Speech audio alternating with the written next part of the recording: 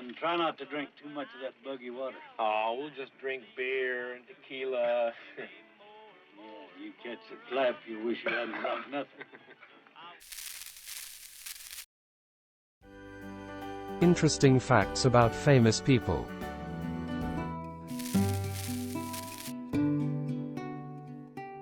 Lead actors who played in more than 20 westerns.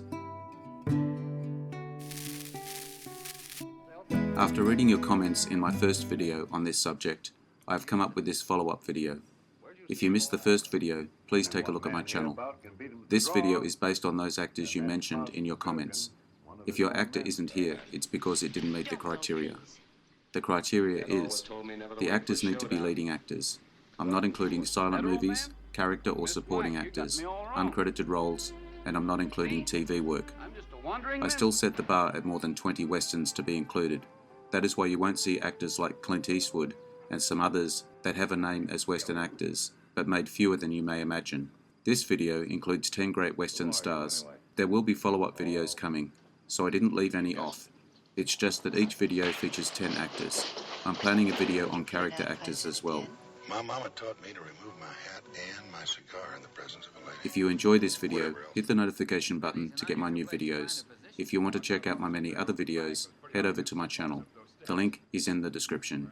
Please take a moment to like the channel as well. I appreciate it. Let's get into it.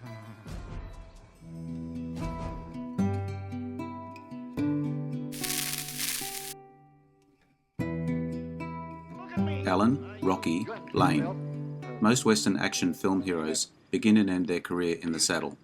Not so for cowboy idol Alan Lane, nicknamed Rocky, who started as a leading man in major studio dramas only to segue into B-series and sagebrush sagas in later life.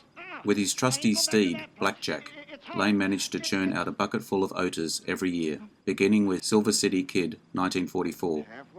For nearly a decade, trading blows with the bad guys and seeing justice prevail. He may be better remembered these days, not for his dashing good looks and saddle appeal on film, but to older generations as the off-camera voice for the talking horse, Mr. Ed, 1961, in the classic 1960s sitcom of the same name.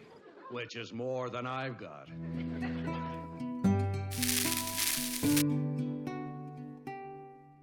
Bob Steele, high school classmate and pal of John Wayne, appeared in 6 movies with John Wayne between 1953 and 1970.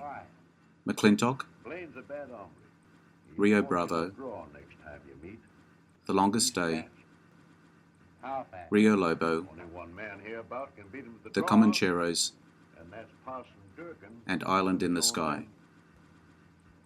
Parson Durgen Was the only B-Western star to have 2 series going at the same time.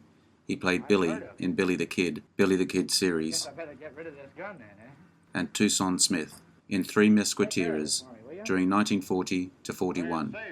Buster Crabbe took over the role of Billy in 1942.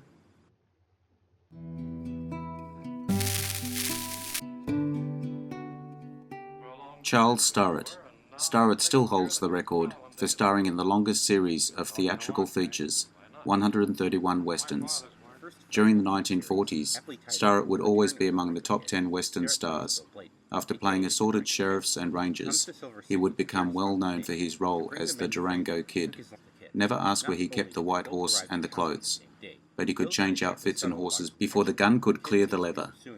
The Durango Kid first appeared in 1940, and towards the end of his career, he would play the Durango Kid in almost every film, even though he was starting to show his age. When the B-movie western rode off into the sunset in the early 1950s, Starett hung up his spurs for good. His horse was named Raider, although during the run of the Durango Kid series, there were actually more than 30 horses used.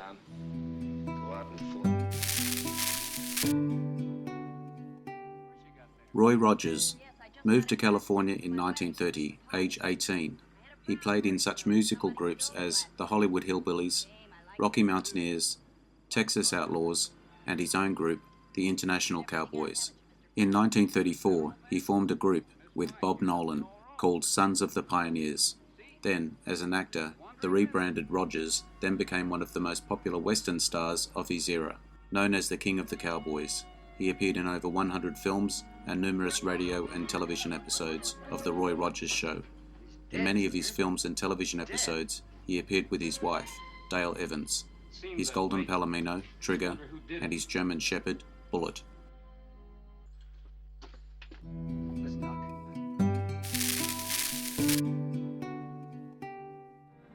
Gene Autry, an actor, musician, singer, composer, rodeo performer, and basketball team owner, who gained fame largely by singing in a crooning style on radio, in films, and on television, for more than 3 decades, beginning in the early 1930s. Autry and Burnett were discovered by film producer Nat Levine in 1934. They made their film debut in Old Santa Fe, as part of a singing cowboy quartet.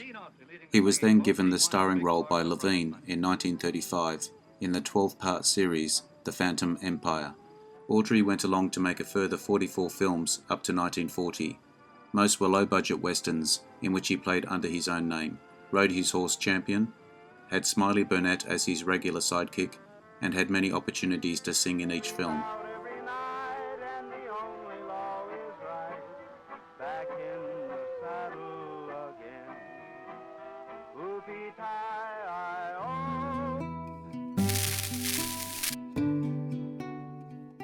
Wild Bill Elliot. By 1925, he was getting occasional extra work in films, appeared in a few stage roles. By 1927, he had made his first western, The Arizona Wildcat, playing his first lead role. Several co-starring roles followed, and he renamed himself Gordon Elliot. As the studios made the transition to sound films, he slipped back into roles as an extra. For the next 8 years, he appeared in over 100 films for various studios, but almost always in unbilled parts as an extra. Elliot began to be noticed in some minor B-westerns, enough so that Columbia Pictures offered him a title role in a serial, The Great Adventures of Wild Bill Hickok, 1938. The serial was so successful, and Elliot so personable, Columbia elevated him to starring in his own series of western features. Ben Johnson, as a stuntman, caught the eye of director John Ford, who hired Johnson for stunt work in the 1948 film Fort Apache, and as riding double for Henry Fonda. During shooting, the horses pulling a wagon with 3 men in it stampeded. Johnson, who happened to be setting on a horse, stopped the runaway wagon and saved the men. When Ford promised that he would be rewarded, Johnson hoped it would be for another doubling job, or maybe a small speaking role. Instead, he received a 7-year acting contract from Ford. Ford called Johnson into his office and handed him an envelope with a contract in it. Johnson started reading it, and when he got to the 5th line and it said $5,000 a week, he stopped reading, grabbed a pen, signed it, and gave it back to Ford. Richard Boon, starring in over 50 films, notable for his roles in westerns. His great-great-great-great-grandfather, George Boon, was a brother of pioneer Daniel Boon and Squire Boon. He was cast in the role of Old Lodgeskins in Little Big Man, 1970, but a real Native American, Chief Dan George, ended up playing the part. Boon was actually being examined by a dentist when a tumour was discovered. Soon afterward, he was diagnosed with throat cancer. On a December 14, 1957 episode of Have Gun Will Travel, 1957, Boon found himself stripped to the waist by Apaches and bound, spread eagle style between 4 stakes driven into the ground. So vivid was this scene that leading men in other TV westerns soon found themselves in similar circumstances. He starred in the first western to be filmed in Israel, Madron, 1970.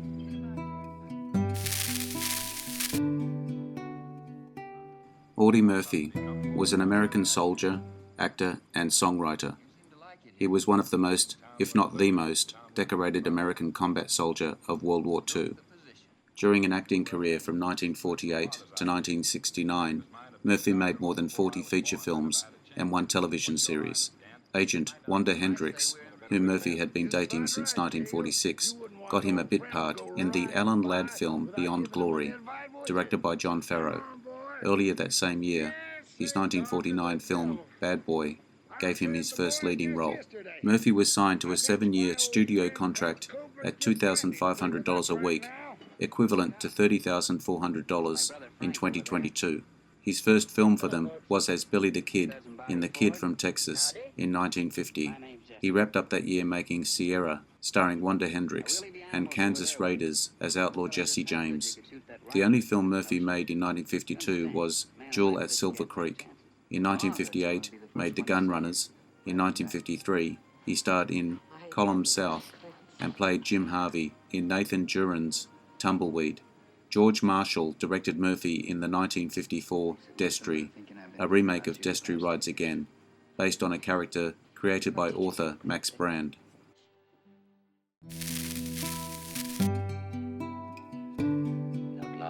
Jack Palance. According to Billy Crystal, Charles Bronson turned down the role of Curly Washburn in City Slickers, 1991. Palance ended up receiving an Academy Award for this role. Richard Widmark, on working with the powerfully built and imposing former boxer Palance on the latter's film debut in Panic in the Streets, 1950, called Palance the toughest guy I ever met. While accepting his Oscar for Best Supporting Actor for City Slickers, 1991, at the 64th Annual Academy Awards telecast in 1992, he commented on the casting directors thinking they can make a younger guy look older, while they wouldn't know that an old guy did this at night. He flopped down on the floor and began doing a series of one-handed push-ups, stood up, spoke calmly further, even adding a slightly risque joke.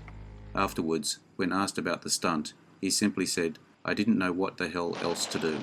Claimed on at least one occasion that he never watched any of his own movies. Desperately wanted the role of Kid Shalene in Cat Ballou, 1965, which he was never offered.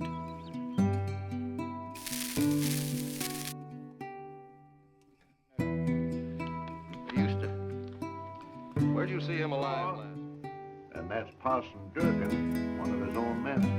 It always told me never to wait for a showdown. So I don't force him. See? I'm just a wandering minstrel.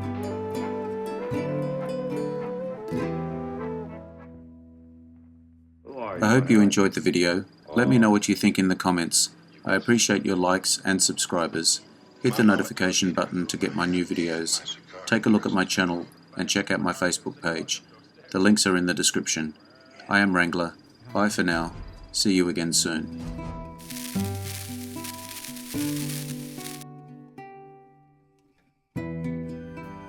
Interesting facts about famous people.